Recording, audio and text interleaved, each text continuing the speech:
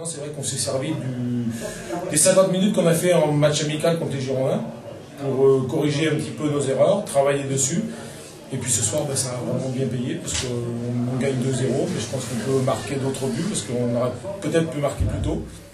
Mais je crois qu'on a eu vraiment une belle victoire et on est vraiment très satisfait. Alors justement, vous pouvez marquer plus tôt. En première période, c'était la fin de la première période, c'était pas évident. Beaucoup d'occasions et pas une seule au fond. Ramé qui a quand même pas eu beaucoup à s'employer pendant les 45 premières minutes, c'était pas gagné d'avance.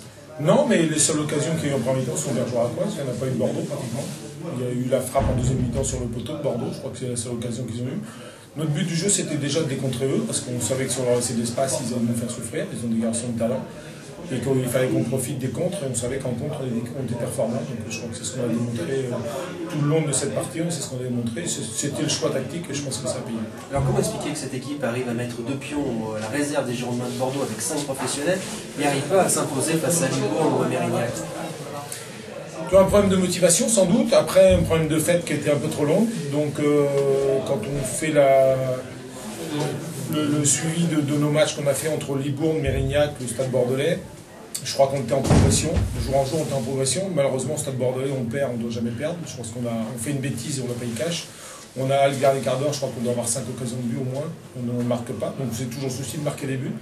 Donc on était sur une bonne dynamique, on a prouvé ce soir qu'on était vraiment sur une bonne dynamique et maintenant il faut assumer maintenant tous ces matchs retour et garder la même dynamique. Alors c'est ce que ça va pas être simple, c'est que le prochain déplacement, ça va pas être des plus faciles. Et après les Girondins de Bordeaux, c'est Balma se faire.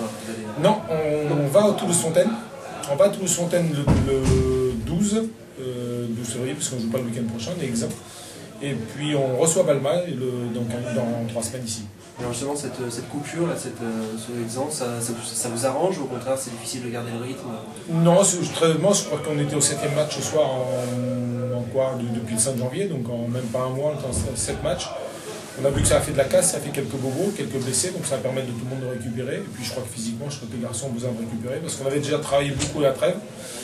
Plus tous ces matchs qu'on a enchaînés, puisqu'on a quand même tous ces matchs de championnat, les matchs de coupe, on est toujours en coupe, puisqu'on a quand même gagné à Saint-Émilion, on a gagné à Bayonne, donc on existe toujours un peu partout. Donc maintenant, ce week-end va nous faire du bien, mais ils n'auront pas non plus trop de repos, parce qu'il ne faut pas qu'on commette les mêmes erreurs qu'on a mis à Noël, avoir 13 jours de vacances et nous payer. Donc 2 jours de week-end, samedi, dimanche, ça sera bien, on se reverra lundi, mais on a la fin de semaine à finir devant.